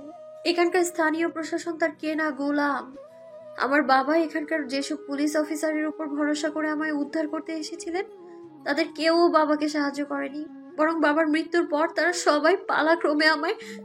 আর বলতে পারে না আনিসা, তার গলা শুকিয়ে আসছে। অভিক আনিসার কাছে এসে তার কাঁধে হাত রেখে বলে, তাহলে এতগুলো বছর তুই কোথায় ছিলি? ওই শিহাব এতগুলো দিন আমায় বন্দি করে রেখেছিল, আমায় কষ্ট দিয়ে মজা পেত, তাই এতগুলো দিন আমায় বাঁচিয়ে রেখেছে। আসলে ও একটা সাইকো। তাহলে তুই সেদিন ওখানে কিভাবে পৌঁছালি? আমি খবর পেয়েছিলাম সীমান্ত এলাকায় আরবিদের সাথে শিহাবের লোকদের ঝামেলা হবে। এই জন্যই আমি ওত পেতেছিলাম। ওখানকার পরিস্থিতি নিয়ন্ত্রণের বাইরে চলে যাওয়ায় আমাকে যেখানে বন্দি রাখা হয়েছিল সেখানে দায়িত্বরত অনেককেই সীমান্তে পাঠানো হয়, যার ফলে আমার হাতে সুবর্ণ সুযোগ আসে। এই সুযোগকে কাজে লাগিয়ে আমি ওখান থেকে কয়েকজনের চোখ ফাঁকি দিয়ে পালিয়ে আসি। আর তারপর কি হলো তোরা তো জানিসই। আনিসার জীবনের সাথে ঘটে যাওয়া মর্মান্তিক ঘটনা শুনে হতবাক হয়ে তাকিয়ে আছে অভিক এবং সুনীতি।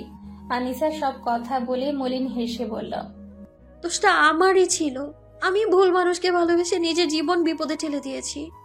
অভিক হাত মুষ্টি বদ্ধ করে বলে, তুই একদম চিন্তা করিস না আনিসা। শিহাব এবং তার সাথে যারা জড়িত তাদের সবাইকে আমি তাদের কৃতকর্মের জন্য উচিত শিক্ষা দেব। তোর এবং তোর বাবার প্রতি করা অন্যায়ের জবাব তাদের দিতেই হবে। তুই শুধু আমাকে সেই স্থানে নিয়ে চল যেখানে তোকে বন্দি রাখা হয়েছিল। সেখানে গেলে আমরা কোনো ক্লু পেতে পারি। আনিসা বলে, সেখানে যাওয়া বিপজ্জনক হতে পারে। তাছাড়া আমার মনে হয় না আমি পালিয়ে যাওয়ার পর শিহাবরা ওখানে কোনো প্রমাণ আস্ত রেখেছে। তুই আমাকে ঠিকানাটা দে শুধু, আমি আরো কিছু আর্মি নিয়ে সেখানে যাব। শিহাব এখানকার মোস্ট ওয়ান্টেড আসামি, ওকে আমাদের যে করেই হোক ধরতে হবে। ও দেশে ভয়ঙ্কর মাদকদ্রব্য ও অস্ত্রের চোরাচালান করে, যা আমাদের দেশের জন্য হুমকি স্বরূপ। তাছাড়া তোর সাথেও যা অন্যায় করেছে সেটারও কোনো ক্ষমা নেই। তাই তুই শুধু আমাকে ওই স্থান অবধি নিয়ে চল, বাকিটা আমি দেখে নিচ্ছি। আনিসা একটা দীর্ঘশ্বাস ফেলে বলে, আচ্ছা চল। অভিক সুনীতির উদ্দেশ্যে বলে, তুমি এখানেই থাকো, আমি আনিসার সাথে যাচ্ছি, সাবধানে থেকো। সুনীতি কিছুটা ভীত স্বরে বলে, ওখানে একা যাওয়াটা বিপজ্জনক হতে পারে।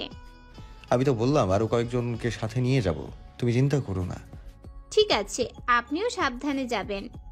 অভিক মাথা নাড়িয়ে আনিসাকে সাথে নিয়ে বেরিয়ে পড়ে। সুনীতি তাদের যাওয়ার পানে তাকিয়ে দীর্ঘশ্বাস ফেলে।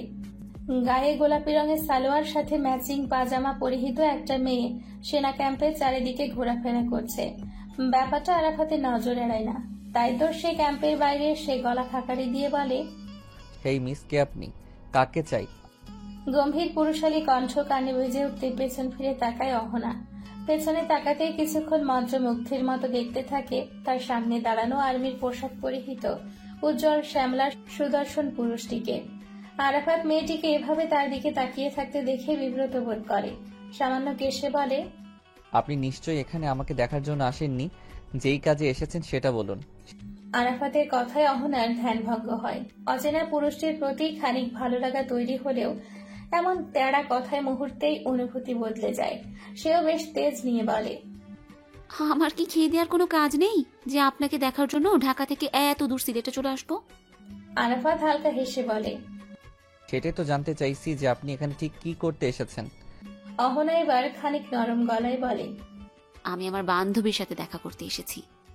আপনার বান্ধবী? আমার বান্ধবী সুনীতি এই ক্যাম্পেই থাকে। মেজর অভিক আছে না, ওনাকে তো নিশ্চয়ই চেনেন। মেজর অভিকের স্ত্রী সুনীতির বান্ধবী আমি। আমার নাম অহনা। আরাফাত বলে ওঠে, ও আপনি তাহলে সেদিনের সেই ঝগড়টে মহিলাটা? অহনার কাছে আরাফাতের কণ্ঠস্বরটা অল্প অল্প পরিচিত ঠেকছিল। এই কথার পরে সে সম্পূর্ণ বিষয়টা বুঝতে পারে। তেতে উঠে বলে, ও আপনি তাহলে সেই অসভ্য লোকটা যে আমার স্টুপিড বলে অপমান করেছিলেন। মুখ সামলে কথা বলুন। আমি একজন ডিউটিরত আর্মি অফিসার। আপনি আমার সাথে এভাবে কথা বলতে পারেন না। আরে রাখুন আপনার ডিউটি। আমার বান্ধবীর সাথে না শুধু আমার দেখাটা হতে দিন, তারপর আমি আমার দুলাভাইকে বলে আপনার শাস্তির ব্যবস্থা করছি। অহনার কথায় আরাফাত গগনবিতারী হাসিতে মগ্ন হয়। হাসতে হাসতেই বলে, আপনি আমার শাস্তির ব্যবস্থা করেছেন? রিয়েলি? ওকে করুন দেখি। আগে নিজের বান্ধবীকে তো খুঁজে বের করুন।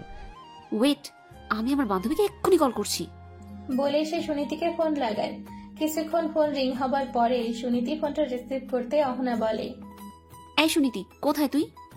আমি তো কোয়ার্টারে। কেন? ভেবেছিলাম তোকে সারপ্রাইজ দিব, কিন্তু সেটা আর হলো না। যাই হোক, আমি তোর এখানে এসেছি। বর্তমানে আর্মি ক্যাম্পের সামনেই দাঁড়িয়ে আছি, কিন্তু তোর কোয়ার্টার খুঁজে পাচ্ছি না। এখানে একজন অসভ্য লোকটা আমায় দাঁড় করিয়ে রেখে অপমান করছে। তুই এর একটা বিহিত কর। সুনীতি বলে, ও তুই আসবি, আমায় আগে বলবি না? যাই হোক, যে তোকে বিরক্ত করছে তাকে ফোনটা দে তো।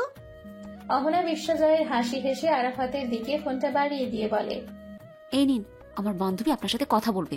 আমাকে অপমান করার ফল না এবার আপনি ঠিক বুঝবেন। আরাফাত হাসি মুখে ফোনটা হাতে নিয়ে বলে, হ্যালো ভাবি, আসসালামু আলাইকুম। কিছু বলবেন? আরাফাত ভাইয়া, আপনি অহনার কথায় কিছু মনে করবেন না। ও আসলে একটু বেশি পাকনামি করে সব জায়গায়। আপনি কাইন্ডলি ওকে একটু কোয়ার্টার পর্যন্ত নিয়ে আসুন। আমি রান্না বসিয়েছি তো, এই অবস্থায় যেতে পারবো না। ঠিক আছে ভাবি, নিন আপনার বান্ধবীর সাথে কথা বলুন। বলেই ফোনটা অহনার দিকে বাড়িয়ে দিল। অহনা ফোনটা হাতে নিতে সুনীতি কড়া গলায় বলল, তুই চুপচাপ ওনার সাথে কোয়ার্টার অবধি চলে আয়, আর ওনার সাথে খারাপ ব্যবহার করার জন্য ক্ষমা চাইবি। উনি তোর দুলাভাইয়ের বন্ধু হয়। তোর দুলাভাই যদি জানতে পারে তুই ওনার সাথে খারাপ ব্যবহার করেছিস তো খারাপ ভাববে। কিন্তু আমি কোনো কথা শুনতে চাই না অহনা, যা বলছি তাই কর। অহনা বেরোর মুখে ফোনটা রেখে দেয়। আরাফাত বলে, চলুন তাহলে আপনাকে কোয়ার্টার অবধি পৌঁছে দিই। অহনা দাঁতে দাঁত চেপে বলে, তার কোনো প্রয়োজন হবে না, আপনি আমাকে রাস্তাটা দেখিয়ে দিন, আমি একাই চলে যাব। আপনার কথা শুনতে আমি বাধ্য নই। ভাবি আমাকে বলেছে আপনাকে কোয়ার্টার অবধি পৌঁছে দিতে, আমাকে তার কথাই শুনতে হবে। তাই আমার পেছন পেছন আসুন। বলে আরাফাত হাঁটতে শুরু করে। অহনা আর কোনো উপায় না পেয়ে তার পেছন পেছন যেতে থাকে। অহনাকে কোয়ার্টারে পৌঁছে দিয়ে আরাফাত বিদায় নেয়। সুনীতি অহনাকে জিজ্ঞেস করে, তুই ওনার কাছে ক্ষমা চেয়েছিস তো? তোর আমাকে কি মনে হয় আমি কখনো কারো কাছে মাথা নত করার মেয়ে? সুনীতি একটা দীর্ঘশ্বাস ফেলে বলে, এত ইগো ভালো নয় অহনা। একদিন তোর এই ইগোই দেখবি তোকে কোনো বিপদে ফেলবে। যাই হোক, হঠাৎ এভাবে চলে এলি। অহনা বলে, হঠাৎ মানে? তোর জন্য আমার কত চিন্তা হচ্ছিল তুই জানিস। ওই কাল যখন তুই আমায় ওই আনিসানা কি জানি মেয়েটা ওনার ব্যাপারে বললি, তখন থেকে আরো বেশি চিন্তা হচ্ছিল। আনিশা আপুকে নিয়ে চিন্তার কিছু নেই। উনি একজন অসহায় নারী, ওনার থেকে কোনো বিপদ নেই। কাউকে এতটা অন্ধবিশ্বাস করা ঠিক নয়। বাদ দে এসব, তুই একটু বিশ্রাম কর, আমি খাবার নিয়ে আসছি। তুই যদি আগে জানাতি আমি ভালো মন্দ কিছু করতে পারতাম। শোন, আমার সাথে এত ফর্মালিটি করতে হবে না, তোর সাথে আমার অনেক কথা আছে, তুই বসে বসে শোন। বল, শুনছি। অহনা নিজের ফোন বের করে সুনীতিকে দেখায়। একটা ছেলে তাকে মেসেজ করে রোজ বিরক্ত করে। সুনীতি জিজ্ঞেস করে, ছেলেটাকে জানিস? সেটা তো জানি না, কিন্তু ছেলেটা নাকি আমার থেকে জুনিয়র হবে। ও নিজেই বলেছে ও ইন্টার সেকেন্ড ইয়ারে পড়ে, এবার এইচএসসি দিবে। এই ছেলে তোকে মেসেজ দেয় কেন? ছেলেটা নাকি আমায় ভালোবাসে, অন্তত মুখে তো সেটাই বলে। ছেলেটার ব্যাপারে কিছু জানিস না? আরে না, দেখিস না, আইডিটা তো ফেক, আসল নাম দেয়া নেই। আইডির নাম নীলাভ আকাশ। আমি কিভাবে বুঝবো এটা কি? জিজ্ঞেস করিসনি? করেছিলাম, উত্তর দেয়নি। প্রতিদিন আমায় কবিতা লিখে পাঠায়, খোঁজ খবর নেয়, অনেক কেয়ারিং, কিন্তু আমার তো জুনিয়র পছন্দ না। ট্রাই করে দেখতে পারিস। দরকার নেই, আমি এসবে নেই। মা যাকে আমার জন্য পছন্দ করবে তাকেই বিয়ে করব।